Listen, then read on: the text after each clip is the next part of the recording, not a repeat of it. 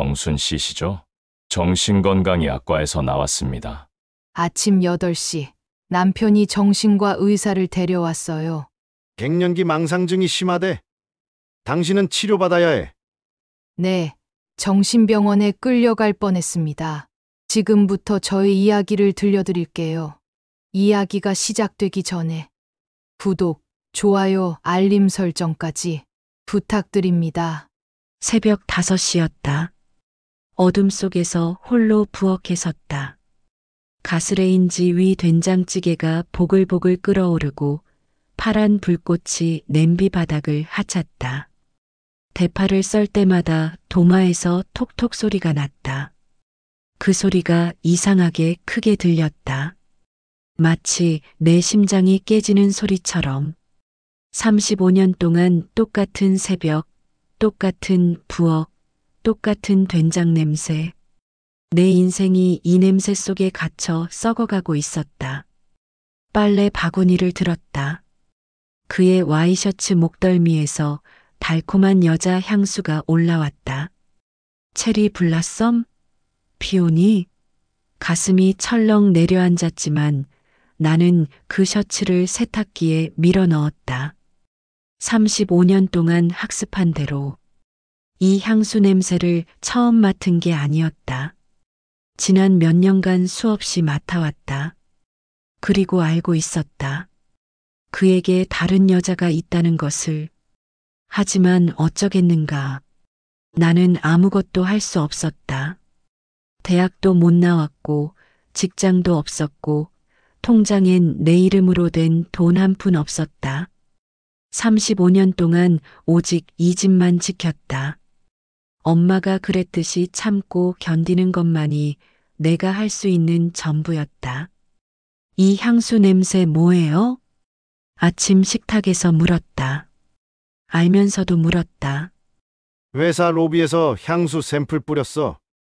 그것도 몰라? 그래요. 말끝을 흐렸다. 가슴속에서 뭔가가 무너졌지만 나는 웃었다. 주름진 눈가가 더 깊어지는 걸 느끼며 이렇게 웃고 이렇게 참고 이렇게 모른 척하는 게 내가 할 수 있는 전부였다. 그때 그가 젓가락을 탁 내려놓으며 말했다. 정순아, 요즘 왜 그래? 맨날 멍하니 있다가 이상한 소리나 하고 병원 가봐야 되는 거 아냐? 갱년기면 약 먹어. 사람이 점점 이상해져. 형광등이 깜빡였다. 아니, 깜빡인 건 내 눈이었을지도 모른다. 예민하게 왜 그래? 예전엔 얌전하고 말 잘 듣더니 늙으니까 이상해지네. 그는 한숨을 내쉬며 일어섰다. 넥타이를 매면서도 혀를 찼다. 그 작은 소리가 천둥처럼 크게 울렸다. 밥이나 제대로 차려.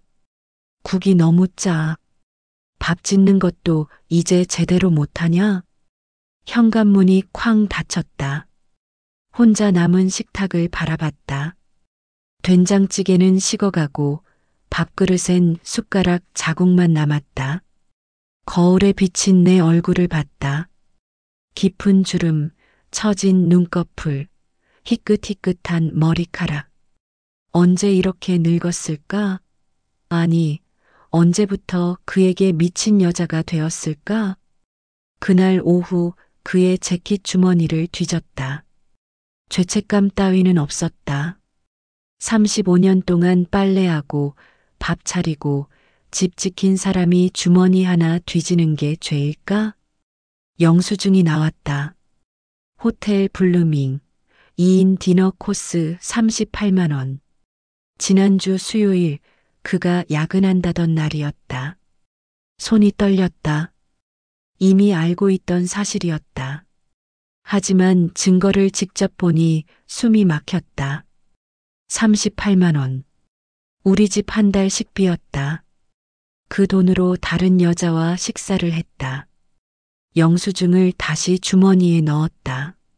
알면서도 모른 척해야 했다. 따지면 뭐가 달라질까? 갱년기 의심병이라고 할 테고 나는 미친 여자가 되고 그는 불쌍한 남편이 되겠지. 그리고 나는 갈 곳이 없었다. 친정 부모님은 다 돌아가셨고 내 이름으로 된 돈은 한 푼도 없었고 나는 아무것도 할 줄 몰랐다.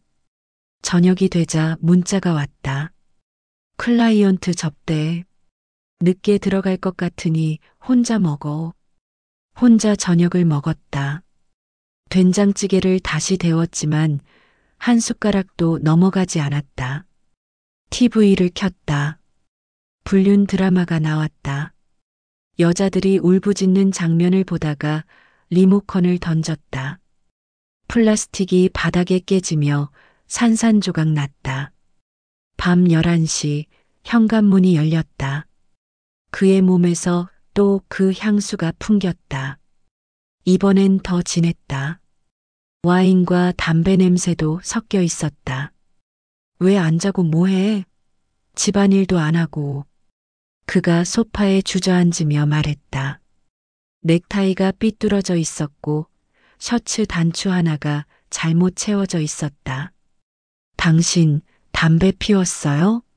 클라이언트가 옆에서 피워서. 왜? 또 의심?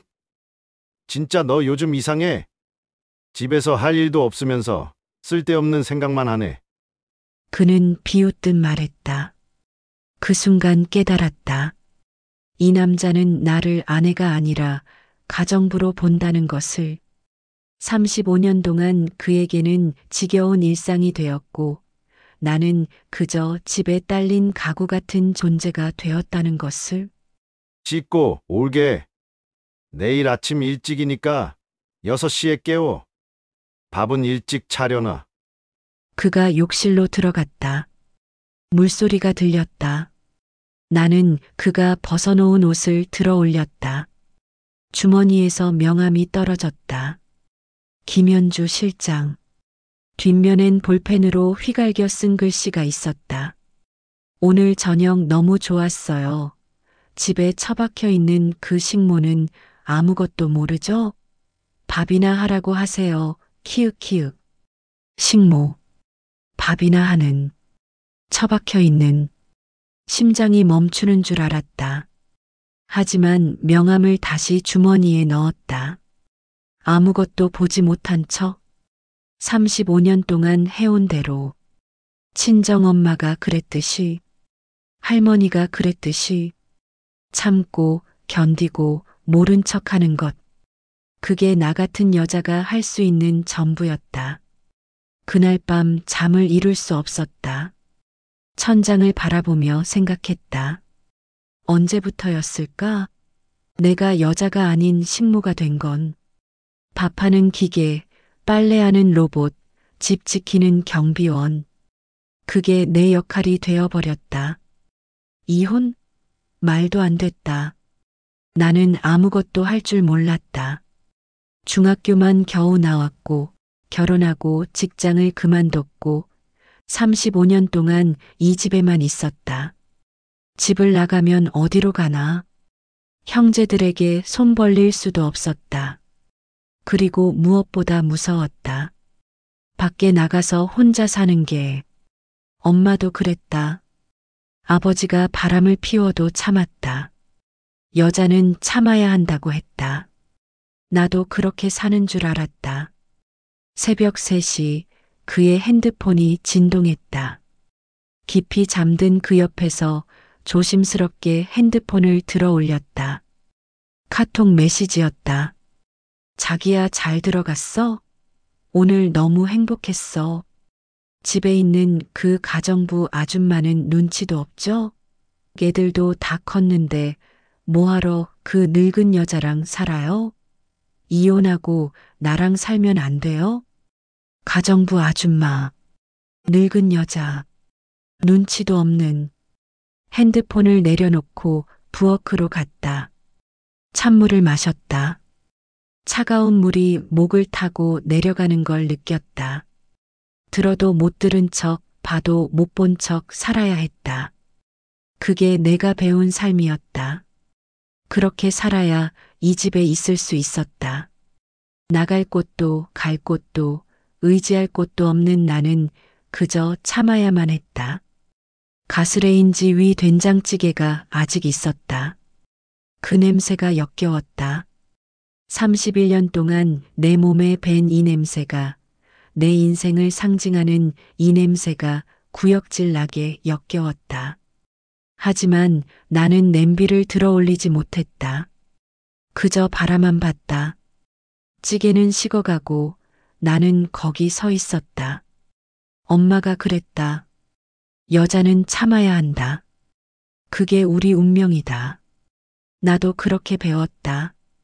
그렇게 살았다. 그렇게 살아야 한다고 믿었다. 일주일이 지났다. 장을 보러 시장에 갔다. 35년 동안 걸었던 똑같은 길. 그런데 그날 눈에 들어온 게 있었다. 모텔 입구에 붙은 노란 종이. 객실 청소 아줌마 구합니다. 오전 10시부터 오후 3시. 시급 1만 원. 손이 저절로 핸드폰을 꺼냈다. 망설였다. 나 같은 사람이 할 수 있을까? 35년 동안 집안일밖에 안 해봤는데. 그런데 시급 1만 원이면 하루 5만 원, 한 달이면. 전화를 걸었다. 여보세요? 목소리가 떨렸다. 저 구인 공고 보고 전화드렸어요.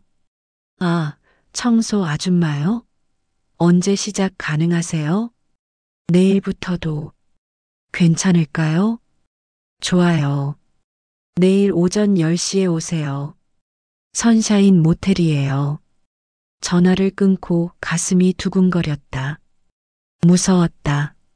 하지만 이상하게 설렜다. 31년 만에 처음 느끼는 감정이었다.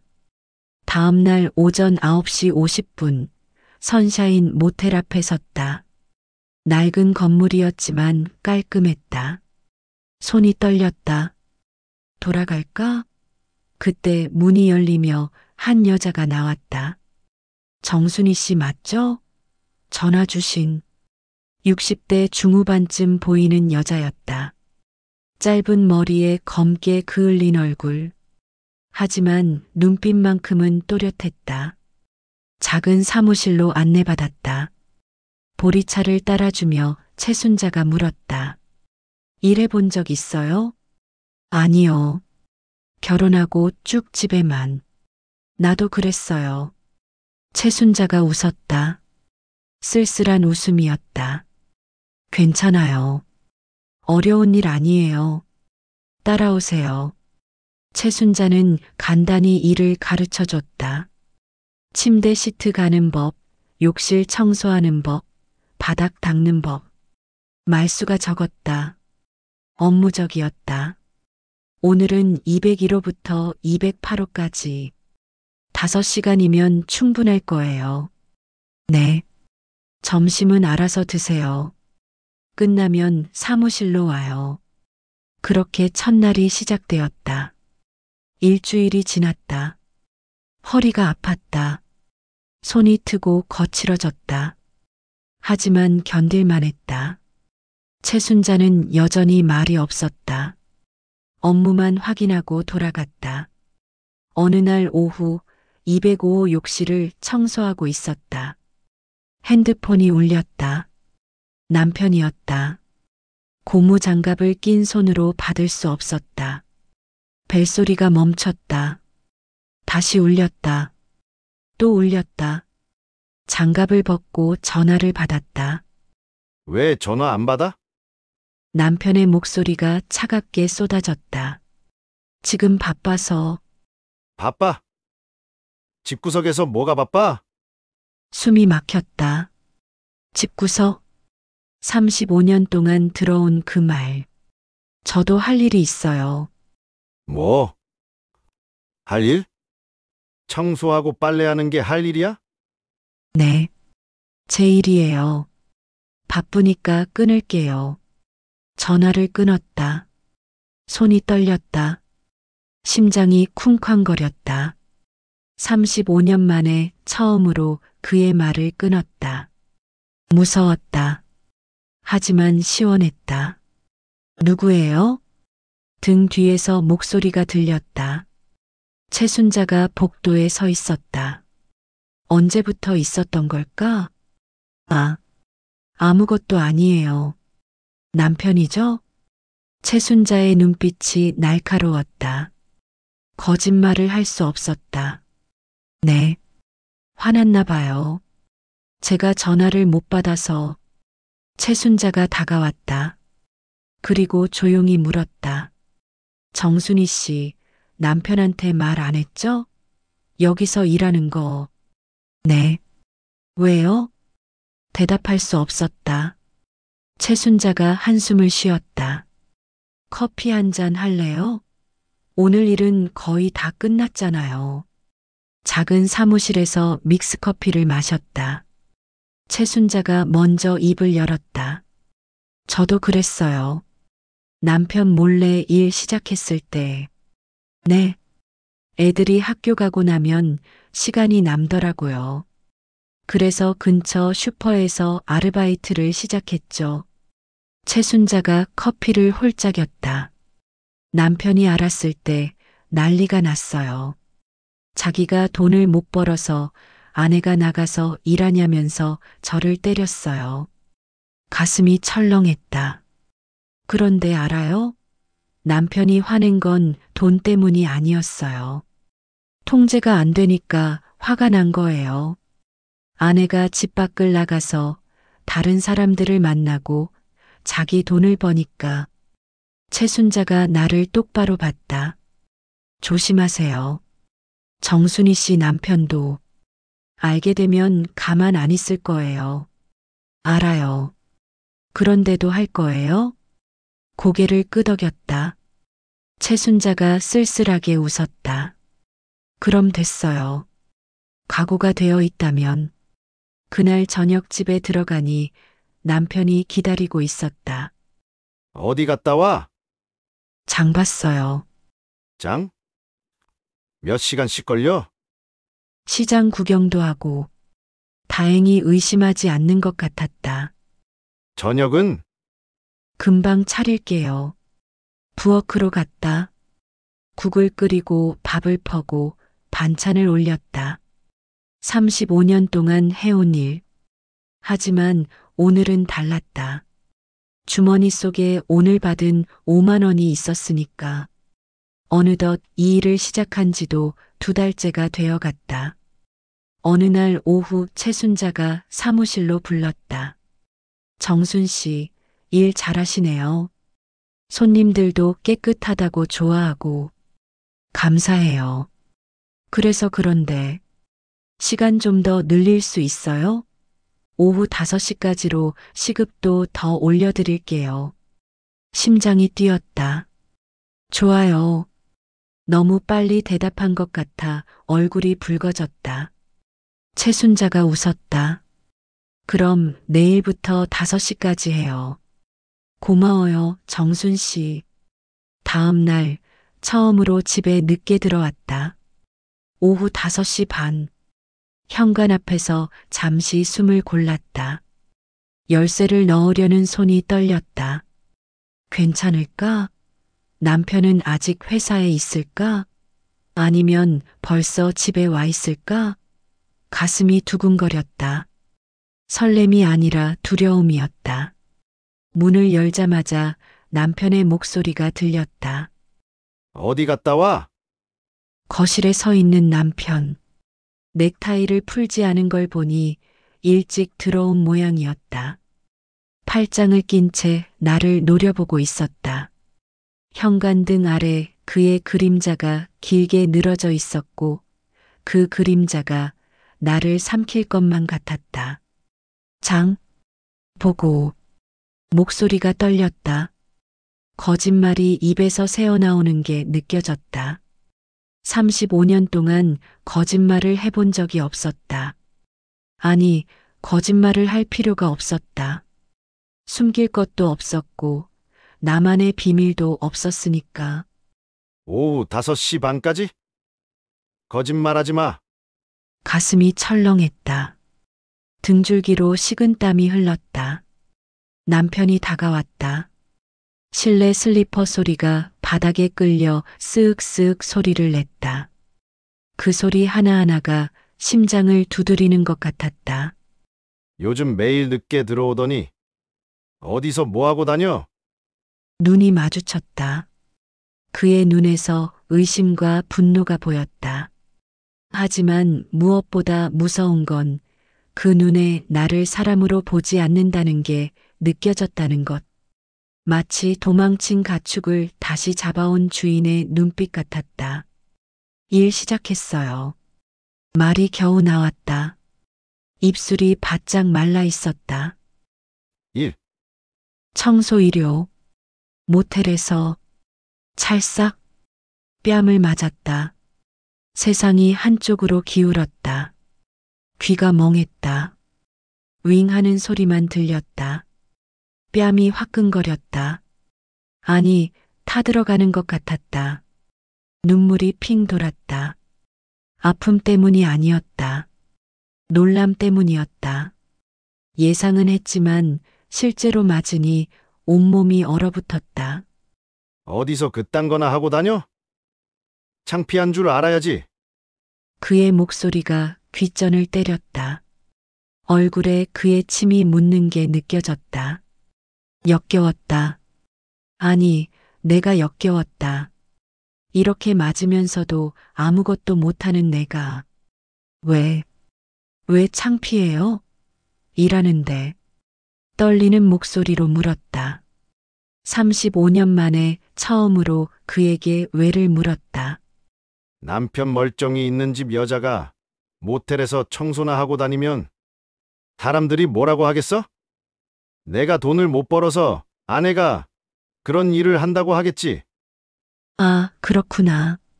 나는 그의 체면이었구나.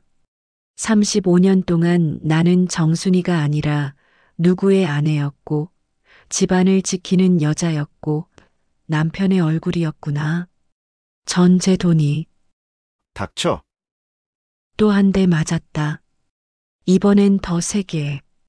입안에서 비린 맛이 났다. 혀로 입술을 더듬어 보니 찢어진 게 느껴졌다. 당장 그만둬. 내일 당장. 싫어요. 목소리가 나온 게 신기했다. 아픈데도 무서운데도 입이 저절로 움직였다. 뭐, 남편이 손을 들었다. 손이 천천히 올라가는 게 보였다. 영화에서 보던 것처럼 시간이 천천히 흘렀다. 주먹이 쥐어졌다. 손가락 관절이 하얗게 변했다. 그 주먹이 내려왔다. 나는 팔로 얼굴을 막았다. 미친년 35년 동안 밥 먹여주고 재워줬더니 이게 어디서 말대꾸야? 밥 먹여주고 재워줬다고? 35년 동안 내가 한 게 뭐지? 새벽같이 일어나 밥하고, 빨래하고, 청소하고, 아이 키우고, 시부모 모시고. 그게 다 뭐였지? 나는 밥을 얻어먹은 거였나? 잠자리를 얻어 잔 거였나? 분노가 치솟았다. 아픔보다 더 강한 감정이었다. 가슴 속에서 뭔가가 부글부글 끓어올랐다. 35년 동안 눌러왔던 분노가, 참아왔던 울분이, 삼켰던 비명이 한꺼번에 터져 나오려고 했다. 남편이 재킷을 집어들었다. 나 나간다. 내일까지 그 일 정리해. 안 그러면 알아서 해. 문이 쾅 닫혔다. 나는 바닥에 주저앉았다. 다리에 힘이 풀렸다. 온몸이 후들거렸다. 하지만 무엇보다 가슴이 아팠다. 심장이 쥐어짜이는 것 같았다. 숨을 쉬기가 힘들었다. 거울을 봤다. 현관 거울에 비친 내 얼굴. 뺨이 벌겋게 부어올라 있었다. 35년을 한 남자의 아내로 살아온 여자였다. 눈물이 났다. 분함 때문이었다. 내가 무엇을 잘못했지? 내 돈을 벌겠다는 게 죄였나? 나도 사람으로 살고 싶다는 게 죄였나? 눈물이 주르륵 흘렀다. 이게 내 인생의 맛이구나. 35년의 맛. 다음 날 오전 모텔로 갔다. 화장을 진하게 했다. 파운데이션을 덧바르고 또 덧발랐다. 하지만 뺨의 붉은 자국은 가려지지 않았다. 선글라스를 끼고 마스크를 썼다. 거울을 보니 수상했다. 마치 범죄자 같았다. 아니, 나는 범죄자였다. 남편의 소유물이 도망치려 한 범죄. 모텔에 들어서니 손님 한 명이 나를 힐끗 봤다. 시선이 따가웠다. 모두가 알 것 같았다. 저 여자 맞았구나. 저 여자 남편한테 맞았구나. 부끄러웠다. 맞은 게 부끄러운 게 아니라 맞고도 여기 온 게 부끄러웠다. 계단을 올라가는데 다리가 후들거렸다. 어젯밤 한숨도 못 잤다. 뺨이 아파서, 팔이 아파서, 아니 마음이 아파서. 거울 앞에 앉아 새벽까지 나를 봤다. 이게 나인가? 이게 정순이인가? 2층 복도에 채순자가 있었다. 멀리서도 그녀가 나를 알아봤다. 아니, 알아채지 못한 척했다. 침대 시트를 옮기는 척하면서 슬쩍 쳐다봤다. 정순이 씨. 목소리가 달랐다. 평소보다 부드러웠다. 아니, 조심스러웠다. 깨지기 쉬운 것을 대하듯. 네. 대답하는 내 목소리도 달랐다. 잠겨 있었다. 목에 뭔가 걸려 있는 것 같았다. 울음이었다. 하루 종일 참았던 울음. 얼굴. 왜 그래요? 물어보는 게 아니었다. 이미 알고 있었다. 그녀의 눈빛에서 알 수 있었다. 연민과 분노와 슬픔이 섞인 눈빛. 아무것도 아니에요. 거짓말이 입에서 나왔다. 평생 해온 거짓말. 아무것도 아니에요. 괜찮아요. 괜찮아요. 괜찮아요. 마스크 좀 벗어봐요. 괜찮아요, 정말. 사무실로 가요. 명령이 아니었다. 부탁도 아니었다. 그냥 손을 내미는 것 같았다. 물에 빠진 사람에게 던지는 밧줄 같았다. 사무실 문을 닫자 채순자가 말했다. 마스크 벗어요. 천천히 마스크를 벗었다. 손이 떨렸다. 선글라스도 벗었다. 채순자의 얼굴이 굳었다. 그녀가 숨을 크게 들이마셨다. 참는 것 같았다. 뭘 참는 걸까?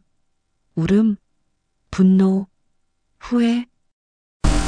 남편이 때렸어요? 고개를 끄덕였다. 목이 메었다. 말이 안 나왔다. 고개만 끄덕였다. 한 번, 두 번. 눈물이 또 났다. 왜 자꾸 우는 걸까? 어젯밤에 다 울었는데. 아침에도 울었는데. 왜 눈물이 마르지 않을까? 일 그만두래요. 당장. 목소리가 겨우 나왔다. 쥐어짜낸 목소리였다.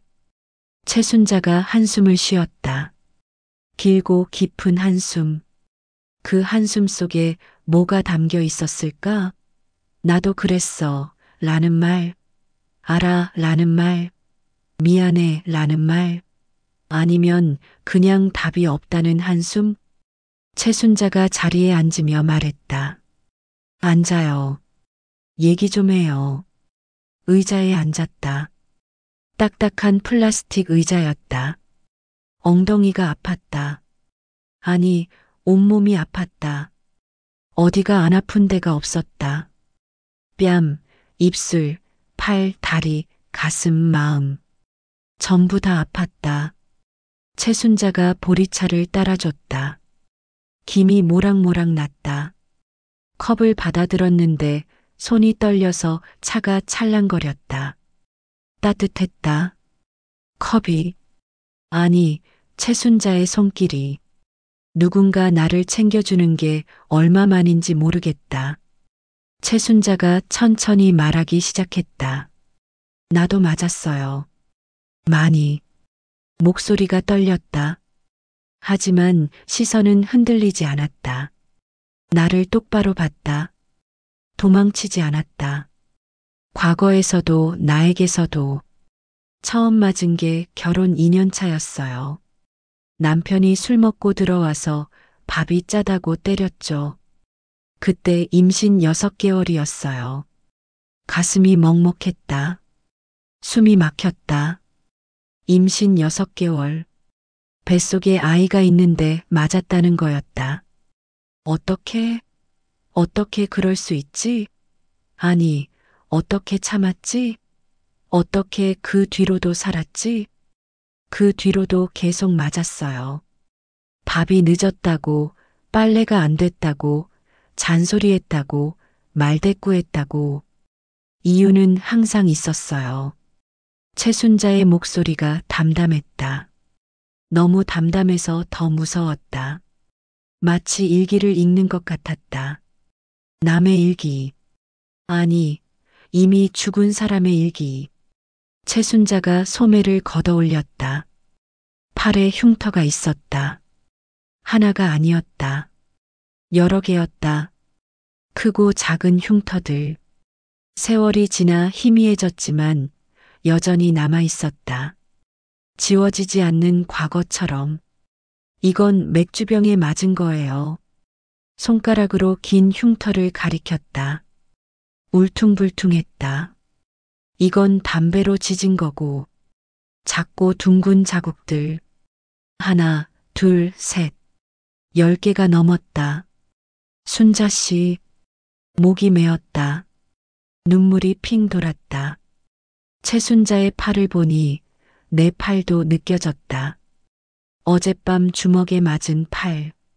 아직도 욱신거렸다. 내일이면 멍이 들겠지.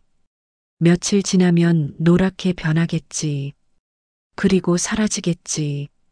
하지만 정말 사라지는 걸까? 흉터는 남지 않을까? 보이지 않는 흉터, 마음의 흉터. 그래도 참았어요. 애들 때문에. 그리고 갈 곳이 없었으니까. 돈도 없었고. 최순자가 소매를 내렸다. 다시 흉터를 감췄다. 하지만 이미 봤다. 나는 봤다. 그리고 알았다. 나만 그런 게 아니구나. 나만 맞는 게 아니구나. 나만 참는 게 아니구나. 최순자가 나를 똑바로 봤다. 근데 어느 날 딸이 물었어요. 엄마는 왜 아빠한테 맞고 살아? 딸이 그걸 다 봤더라고요. 눈물이 흘렀다. 최순자의 눈에서 처음이었다. 최순자가 우는 걸 처음 봤다. 평소에는 강했다. 단단했다. 혼자 모텔을 운영하는 여자. 누구한테도 기대지 않는 여자. 그 여자가 울고 있었다. 그 순간 정신이 번쩍 들었죠. 내가 딸한테 뭘 가르치고 있는 거지? 남자한테 맞으면서도 참고 사는 게 여자의 운명이라고 가르치는 건가? 나도 울었다. 같이 울었다. 소리 없이 눈물만 주르륵. 우리는 서로를 봤다. 눈물 흐르는 얼굴로, 멍든 얼굴로, 아픈 얼굴로. 하지만 이상하게도 처음으로 혼자가 아니라는 생각이 들었다. 그래서 이혼했어요. 50에 재산 분할도 제대로 못 받았어요. 남편이 다 숨겨놨거든요. 최순자가 손을 보여줬다. 굳은 살이 가득했다. 거칠었다. 남자 손 같았다. 아니, 일하는 사람의 손이었다. 살아남은 사람의 손. 공사장 인부들 밥 해주는 일을 시작했어요. 새벽 4시에 일어나서 60인분해서 나르고, 저녁엔 반찬 만들어 팔고, 손님 집에서 청소도 했어요. 힘들었겠어요. 힘들었죠. 최순자가 웃었다. 쓸쓸한 웃음이었다. 근데 알아요? 그게 남편한테 맞으며 사는 것보다는 덜 힘들었어요. 진짜예요. 몸은 힘들었는데 마음은 편했어요. 아무도 날 때리지 않았고, 아무도 날 무시하지 않았고, 내가 번 돈은 내 거였으니까. 최순자가 내 손을 잡았다. 따뜻했다. 거칠지만 따뜻했다. 굳은 살이 내 손을 감쌌다. 마치 보호막 같았다. 이 손이 나를 지켜줄 것 같았다. 5년 동안 악착같이 모았어요. 한 푼도 안 쓰고, 라면만 먹고, 옷도 안 사고, 버스도 안 타고 걸어 다니고, 그렇게 모은 돈으로 이 모텔을 샀어요. 은행 대출도 받고, 지금은 편해요. 혼자라서 더 편해요. 아무도 나한테 밥 차려달라고 안 하고, 아무도 나를 때리지 않아요. 내 돈으로 내 밥 사 먹고, 내가 자고 싶을 때 자요. 이게 행복이더라고요. 최순자의 눈빛이 단호했다. 흔들리지 않았다. 후회도 없었다. 그저 확신만 있었다. 내가 옳았어라는 확신. 정순이 씨, 지금 선택해야 해요. 그만두고 계속 맞으며 살 건지, 아니면 싸울 건지. 무서워요. 목소리가 떨렸다. 손도 떨렸다. 온몸이 떨렸다. 무섭죠? 나도 무서웠어요. 50에 혼자 나왔을 때 진짜 무서웠어요. 살 수 있을까? 굶어 죽는 거 아닐까? 길바닥에서 자는 거 아닐까? 매일 밤 무서워서 잠을 못 잤어요. 그런데 알아요? 더 무서운 게 있어요. 뭔데요? 최순자가 내 눈을 똑바로 봤다. 10년 후에도, 20년 후에도 똑같이 맞으며 사는 거요. 그게 제일 무서운 거예요. 죽을 때까지 맞으며 사는 거. 그게 진짜 지옥이에요. 가슴이 철렁했다. 10년 후, 20년 후, 나는 몇 살이지? 65, 75. 그때도 뺨을 맞고 있을까? 주먹을 맞고 있을까? 밥이 짜다고, 집이 더럽다고, 늙었다고, 쓸모없다고. 최순자가 내 팔에 멍을 봤다. 손가락으로 살짝 만졌다. 아팠다. 찡했다. 하지만 참았다. 정순이 씨, 일 계속하세요. 내가 도와줄게요. 혼자 아니에요. 그 말에 무너졌다. 울음이 터졌다. 참았던 울음이 터졌다. 어깨가 들썩였다. 소리내서 울었다. 사무실 안에 내 울음소리가 가득 찼다. 최순자가 나를 안아줬다. 아무 말 없이 그냥 안아줬다. 따뜻했다. 누군가의 품이 이렇게 따뜻한 줄 몰랐다. 남편은 언제부터 나를 안아주지 않았을까? 35년 동안 진짜로 나를 안아준 적이 있었을까? 최순자의 품에서 한참을 울었다. 35년을 울었다. 참았던 눈물을 다 쏟아냈다. 그제서야 숨을 쉴 수 있었다. 그날 최순자는 나의 진짜 조력자가 되었다. 친구가 되었다. 그날 저녁 집에 돌아갔다. 남편은 없었다. 밤 11시가 넘어서야 들어왔다. 술 냄새와 향수 냄새를 풍기며 나를 보더니 코웃음을 쳤다. 일 정리했어? 아니요. 뭐, 계속할 거예요. 남편의 얼굴이 붉어졌다. 주먹을 쥐었다. 나는 물러서지 않았다. 또 때리실 거면 때리세요. 근데 전 계속 일할 거예요. 너 진짜? 경찰 부를 거예요. 다음엔 남편의 손이 멈췄다. 내 눈빛이 달라진 걸 느꼈는지 그는 혀를 차고 방으로 들어가 버렸다. 나는 거울 앞에 섰다. 부은 뺨, 찢어진 입술. 하지만 눈빛은 예전과 달랐다. 더 이상 무기력하지 않았다. 주머니 속 통장을 꺼냈다. 2달치. 그리고 이제 시간이 늘어나면 한 달에 210만 원. 6개월이면 1000만 원이 넘었다. 조금만 더 버티자. 출근하려고 현관문을 열었다. 사모님, 소스라치게 놀랐다. 계단 아래에 여자가 서 있었다. 30대 중반쯤. 진한 화장에 빨간 원피스, 명품 가방을 들고 있었다. 김현주였다. 내 연녀, 남편의 여자. 그 여자가 우리 집 앞에 서 있었다. 심장이 쿵쾅거렸다. 어떻게 여기를, 주소를 어떻게 알았지? 누구세요? 목소리가 떨렸다. 최대한 차갑게 말하려 했는데 떨림이 숨겨지지 않았다. 김현주가 올라왔다. 계단을 한 칸 한 칸. 하이힐 소리가 똑똑 울렸다.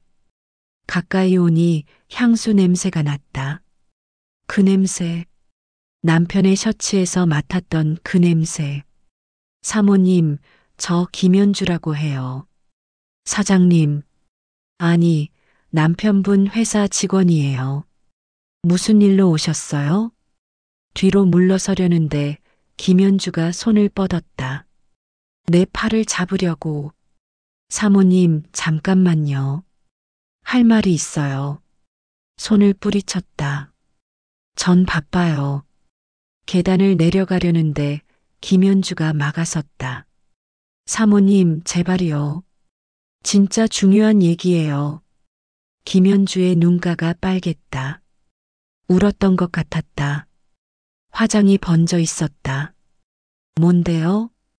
여기서 말하긴 그러니까. 근처 카페라도. 주변을 둘러봤다. 이웃들이 볼 수 있었다. 여기서 떠들 수는 없었다. 5분만 주세요. 근처 카페에 마주 앉았다. 김현주가 아메리카노를 주문했다. 나는 아무것도 시키지 않았다.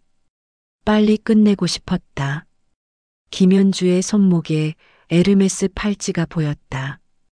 가방은 샤넬. 명품이었다. 옷도 비싸 보였다. 남편한테 받은 거겠지. 그래서 뭔데요? 김현주가 가방을 열어 핸드폰을 꺼냈다. 손가락이 떨리고 있었다. 연기 같았다. 사모님, 저 정말 잘못했어요. 죄송해요. 눈물을 글썽였다. 하지만 눈빛은 달랐다. 슬픔보다는 분노, 아니, 뭔가 다른 감정이 섞여 있었다. 저도 사장님한테 속았어요. 처음엔 독신이라고 했어요. 나중에 알았어요. 결혼하셨다는 거. 근데 그때는 이미. 김현주가 눈물을 닦았다. 그런데 눈물이 그렇게 많지 않았다. 화장이 번지지도 않았다. 미안하다는 말씀 드리러 온 게 아니에요. 목소리가 달라졌다. 조금 더 단단해졌다. 그럼요. 사모님, 사장님이 요즘 다른 여자를 만나요. 귀를 의심했다. 뭐라고요? 저 말고 또 다른 여자요. 30대 골프장 캐디래요. 김현주의 목소리에 도끼가 서렸다. 아, 이거구나. 이게 진짜 이유구나. 골프장 캐디요? 네. 피부 하얗고 키 크고 36이래요. 김현주가 핸드폰을 꽉 쥐었다. 손가락 관절이 하얗게 변했다. 저는 사장님한테 3년을 바쳤어요. 3년 동안 만났어요. 근데 배신당했어요. 목소리가 떨렸다. 하지만 슬픔보다는 분노였다. 이제 저보고 헤어지재요. 질렸대요. 김현주가 손목에 팔찌를 만졌다. 그동안 준 선물들 다 회수하겠대요. 이 팔찌, 가방, 전부요. 월세도 이제 안 내준대요. 손이 떨렸다. 화가 났다. 폭발할 것 같았다. 이 여자가 지금 나한테 동정을 구하는 건가? 같은 피해자인 척? 그래서 제가 왜 알아야 해요? 사모님도 아시잖아요. 그 배신감. 김현주가 핸드폰을 내밀었다. 이거 보세요.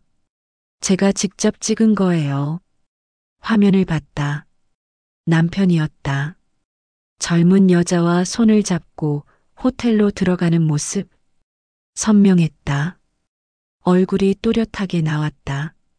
이것만 있는 게 아니에요. 김현주가 사진을 넘겼다.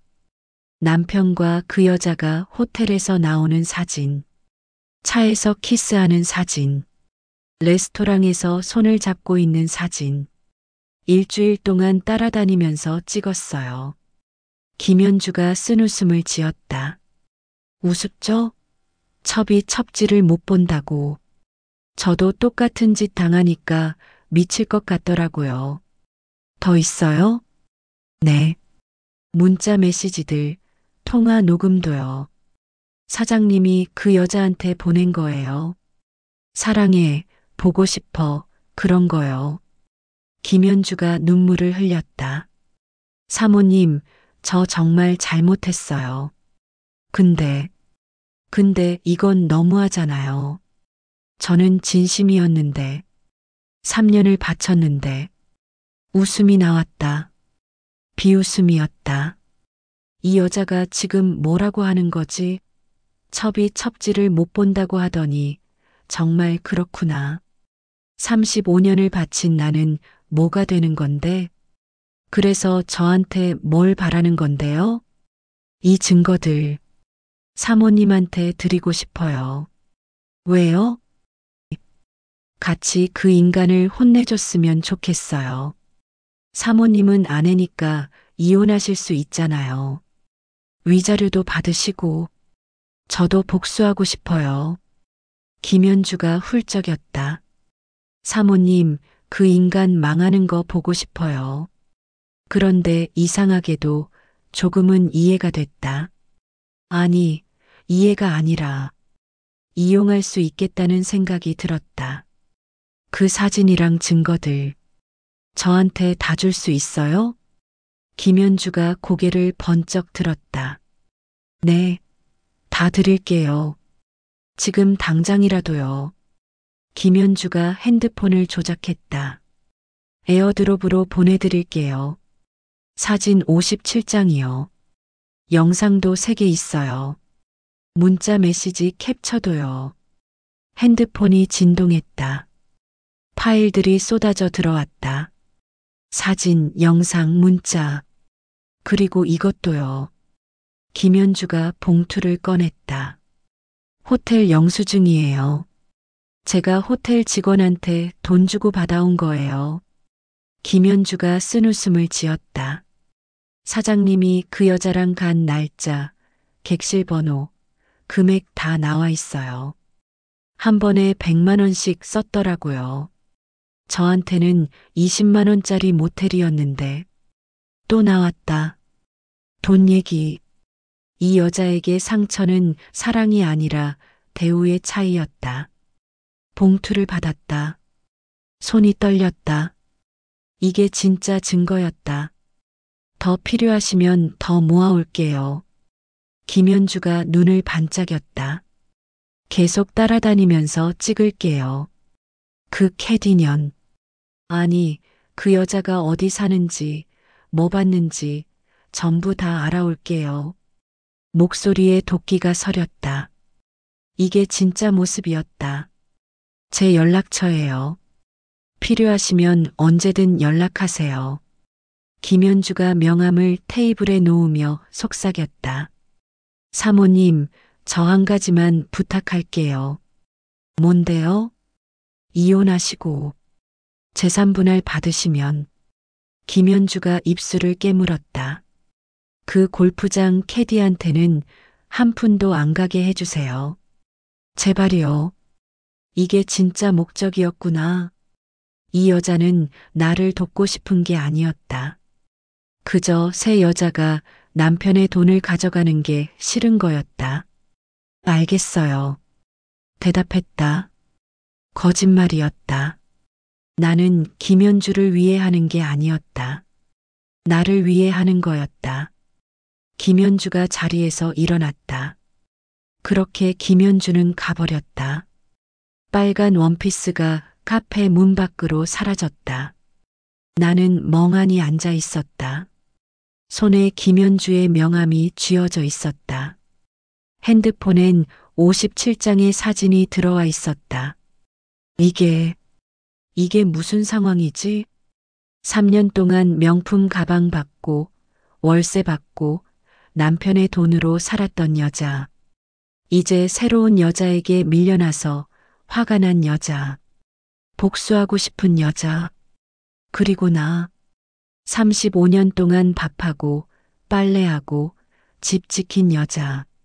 한 푼도 못 받은 여자. 나는 자리에서 일어났다. 모텔에 도착해서 최순자에게 말했다. 모텔에 도착해서 최순자에게 말했다. 순자 씨, 이상한 일이 있었어요. 사무실에서 김현주를 만난 얘기를 했다. 사진들도 보여줬다. 최순자는 눈을 크게 뜨고 봤다. 첩이 찾아왔다고요? 네. 남편이 또 다른 여자를 만난대요. 골프장 캐디요. 그래서 저한테 증거를 다 줬어요. 이 사진들 진짜 선명하네요. 얼굴도 다 나오고.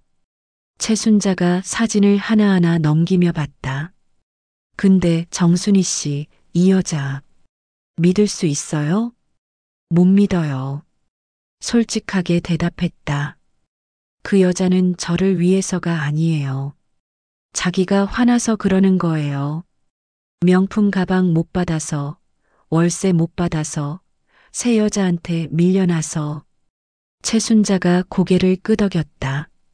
이거 이용할 수 있겠는데요? 당연하죠. 그 여자가 화가 났으니 증거를 최대한 많이 모아올 거예요. 남편이랑 가까이 있었으니까. 최순자가 내 손을 잡았다.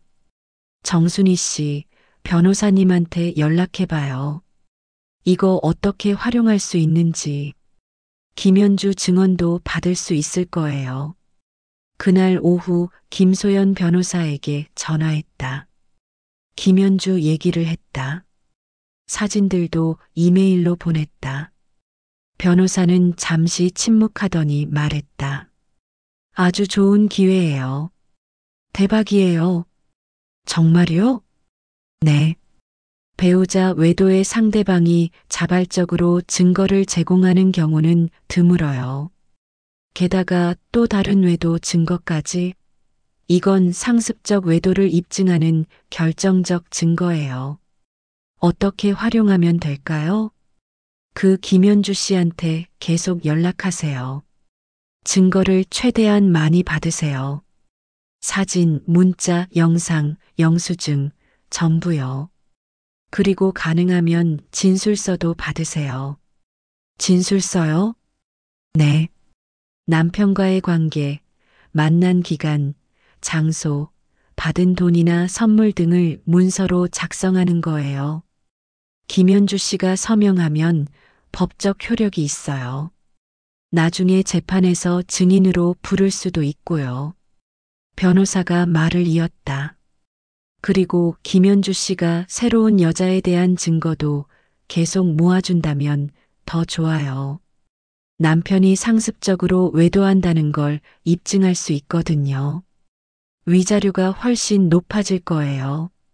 알겠습니다. 정순이 씨, 감정적으로 힘들겠지만 지금은 전략적으로 움직이세요. 그 여자를 이용하는 거예요. 나중에 승소하고 재산 분할 받으면 그때 가서 생각하세요. 네. 그렇게 할게요. 전화를 끊고 김현주의 명함을 봤다. 손이 떨렸다. 이 여자한테 연락한다는 게, 남편의 정부한테 연락한다는 게 기분이 이상했다.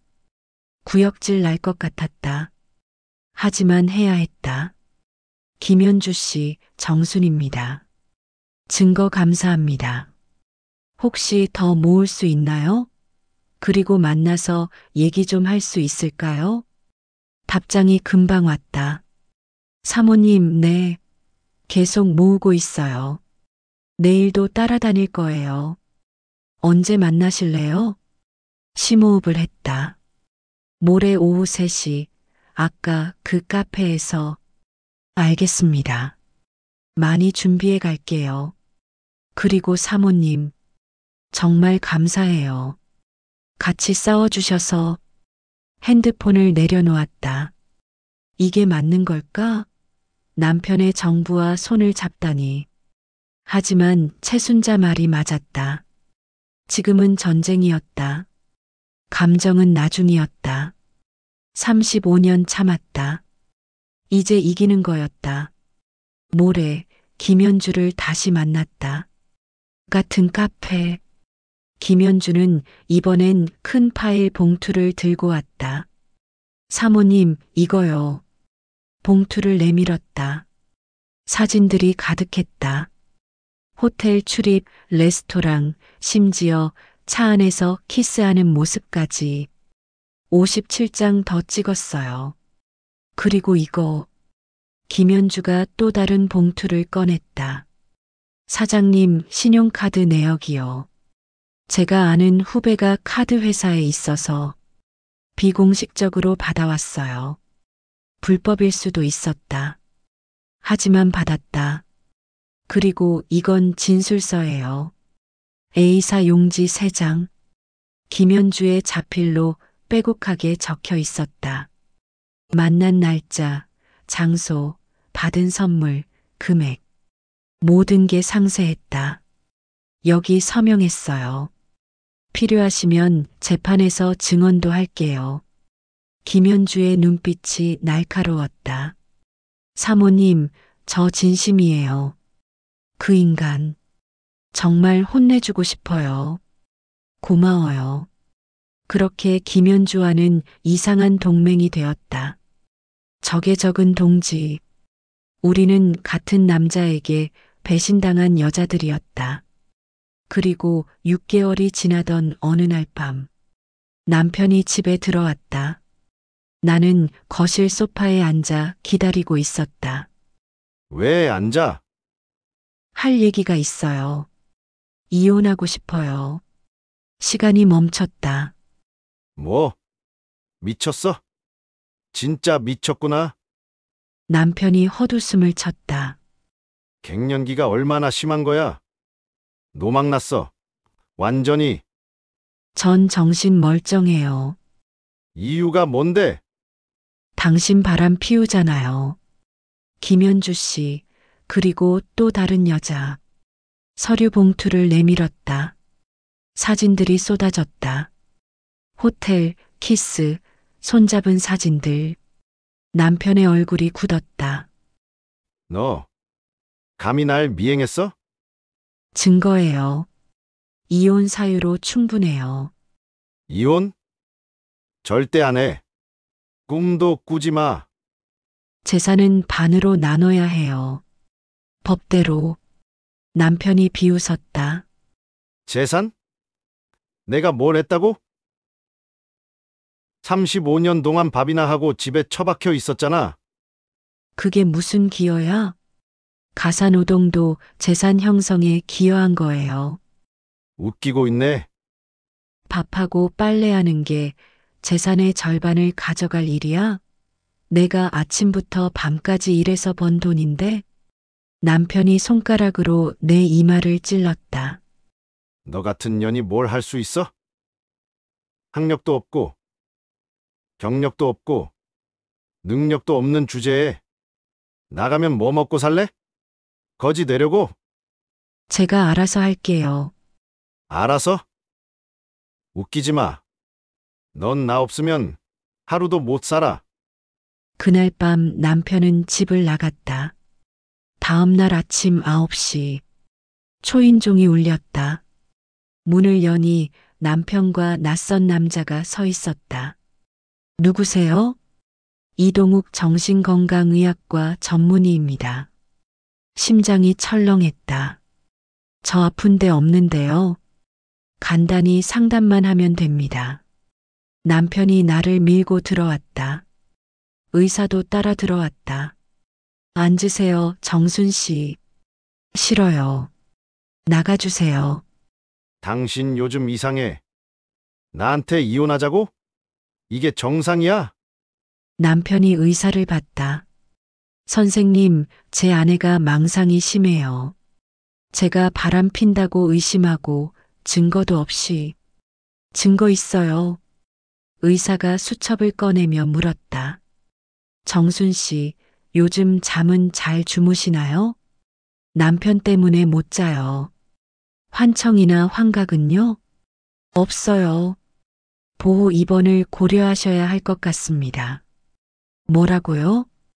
2주 정도 입원 치료가. 안 가요. 절대 안 가요. 나는 핸드폰을 꺼내 최순자에게 전화했다. 남편이 빼앗으려 했지만 피했다. 순자 씨, 남편이 의사 데려왔어요. 저를 정신병원에. 남편이 핸드폰을 빼앗아 바닥에 던졌다. 그때 초인종이 미친 듯이 울렸다. 딩동딩동딩동. 문을 열었다. 최순자가 숨을 헐떡이며 서 있었다. 정순 씨. 최순자가 의사를 보며 날카롭게 말했다. 본인 동의 없이 진료하시는 거예요? 보호자 동의가 있으면. 보호 입원은 정신과 의사 2명의 진단이 필요해요. 자해나 타해 위험이 명백해야 하고요. 선생님 혼자서는 못합니다. 의사의 얼굴이 굳었다.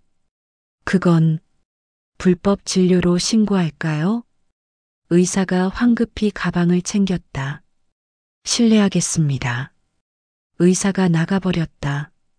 나는 남편을 똑바로 봤다. 이제 이런 수법 안 먹혀요. 세상이 바뀌었어요. 너, 법정에서 봐요. 이것까지 증거로 쓸게요. 정서적 학대로. 최순자가 내 손을 잡았다. 정순 씨, 짐 싸요. 여기서 나가요. 아무도 못 가.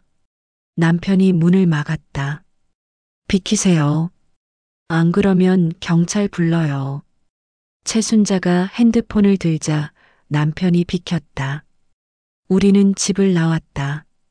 택시 안에서 최순자가 말했다. 이제 안심해도 돼요. 정순 씨 걱정 마요. 한 달 후 가정법원 조정실. 조정위원 앞에서 남편과 마주 앉았다. 35년 만에 테이블을 사이에 두고 대면했다. 남편은 나를 쳐다보지도 않았다. 마치 내가 존재하지 않는 것처럼. 김소연 변호사가 증거들을 제출했다. 외도 증거 사진 57장, 호텔 영수증, 김현주의 진술서, 세 여자와의 사진들, 그리고 가정폭력 증거 마이너스 상처 사진, 병원 진단서, 녹음 파일, 사인 서류가 두툼했다. 남편 측 변호사가 반박했다. 35년 동안 생활비를 대고 집을 제공했습니다. 원고는 경제활동을 하지 않았고 재산 형성에 기여한 바가 없습니다. 김소연 변호사가 차분하지만 단호하게 답했다.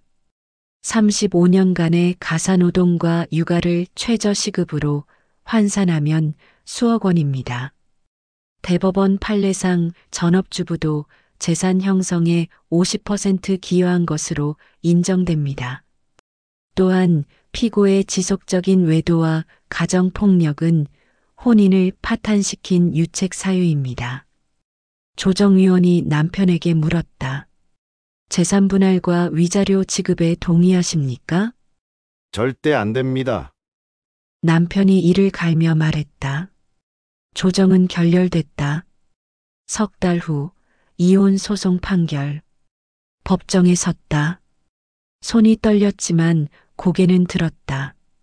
판사가 판결문을 읽었다. 원고의 이혼 청구를 인용한다. 피고의 지속적 외도와 가정폭력이 명백히 인정되며 혼인을 계속할 수 없는 중대한 사유에 해당한다. 재산분할 비율은 50%, 위자료는 5천만 원으로 정한다. 아파트 시세 25억, 예금 10억, 남편 명의 주식과 기타 자산 35억, 총 70억 원의 절반인 35억 원, 위자료 5천만 원 포함 총 35억 5천만 원. 남편은 자리에서 벌떡 일어나 소리쳤다. 이건 말이 안 됩니다. 항소하겠습니다. 하지만 남편 측 변호사가 조용히 말했다. 항소해도 결과는 같을 겁니다. 증거가 너무 명백합니다. 오히려 변호사 비용만 더 나갈 거예요. 법정을 나오며 최순자가 내 손을 꽉 잡았다. 이겼어요, 정순이 씨. 눈물이 났다. 기쁨의 눈물이었다. 6개월 후 통장에 35억 5천만 원이 입금됐다. 핸드폰 화면을 몇 번이고 확인했다. 숫자가 사라지지 않을까봐, 꿈이 아닐까봐, 내 이름으로, 정순이 명의로. 그날 밤 최순자와 함께 조용히 식사를 했다. 순자 씨, 이게 진짜일까요? 진짜예요. 정순이 씨 돈이에요. 35년. 35년의 값이 이거네요. 최순자가 내 손을 잡았다. 적다고 생각해요? 아니요. 많아요. 너무 많아요. 근데 말을 잇지 못했다. 최순자가 기다려줬다. 근데 이 돈이 기쁘기만 한 게 아니에요. 묘하게 슬퍼요. 35년을 돈으로 환산하니까. 그래도 받아야 했어요. 정순이 씨가 살기 위해서. 맞았다.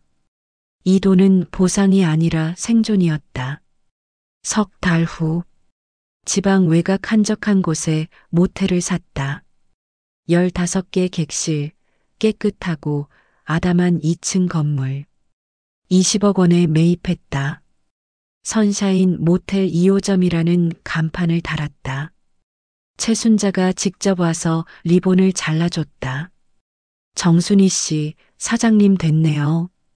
순자 씨가 없었으면 못했어요. 아니에요. 정순이 씨 힘으로 한 거예요. 혼자서. 오픈 첫날 새벽부터 잠이 오지 않았다. 떨렸다. 설렜다. 61세에 시작하는 새 인생. 아침 7시 로비에 섰다. 깨끗한 카운터, 정갈한 소파, 창문으로 들어오는 햇살. 어서 오세요. 선샤인 모텔입니다. 첫 손님을 맞으며 웃었다. 진심으로. 1년 후 모텔은 입소문을 탔다. 정말 깨끗해요. 사장님이 친절하세요. 또 오고 싶어요. 온라인 리뷰가 쌓였고 예약이 끊이지 않았다. 직원을 3명 고용했다. 모두 나처럼 중년의 새 출발을 한 여자들이었다. 50대 이혼녀, 40대 경단녀, 60대 홀로 된 여자. 사장님, 저희 같은 사람도 뽑아주셔서 감사해요. 제가 더 감사해요. 당신들이 이해하니까. 이 일이 얼마나 소중한지. 우리는 서로의 이야기를 나누지 않았다. 하지만 알았다. 각자의 상처를, 각자의 용기를. 어느 날 저녁 최순자가 찾아왔다. 옥상에서 맥주를 마셨다. 정순이 씨, 행복해요? 네. 이상하죠? 35년을 남편과 살 땐 한 번도 행복하다고 생각 안 했는데. 지금은 매일 아침 눈 뜨는 게 기뻐요. 왜 그럴까요? 자유니까요. 아무도 저를 때리지 않고, 무시하지 않고, 통제하지 않아요. 제가 번 돈으로 제가 먹고 싶은 걸 먹고, 자고 싶을 때 자요. 이게 행복이더라고요. 최순자가 고개를 끄덕였다. 저도 그랬어요. 처음엔 무서웠죠. 혼자 사는 게. 근데 지금은 절대 못 돌아가요. 누구한테도 매이지 않는 이 삶. 우리는 잔을 부딪혔다. 지금 당신도 혹시 나처럼 살고 있나요? 매일 이게 내 운명이라고 체념하며 사나요? 아니면 나이가 너무 많아. 돈이 없어. 갈 곳이 없어. 애들 때문에라고 스스로를 설득하며 버티고 있나요? 저도 그랬습니다. 하지만 알게 됐어요. 늦은 나이란 없다는 것을, 시작할 수 없는 상황이란 없다는 것을, 혼자서도 충분히 살 수 있다는 것을, 당신도 할 수 있어요. 지금 당장은 막막하겠죠. 두렵겠죠. 하지만 첫걸음만 떼면 그 다음은 의외로 쉬워요. 도와주는 사람들이 있어요. 저처럼 최순자를 만나게 될 거예요. 법도 당신 편이에요. 당신은 물건이 아니에요. 가정부도 로봇도 경비원도 아니에요. 존중받아야 할 사람이에요. 행복할 자격이 있는 사람이에요. 참는 게 미덕이 아니에요. 때로는 떠나는 게 용기예요. 늦지 않았어요. 지금이 가장 빠른 때예요. 용기 내세요. 당신도 할 수 있어요. 저처럼.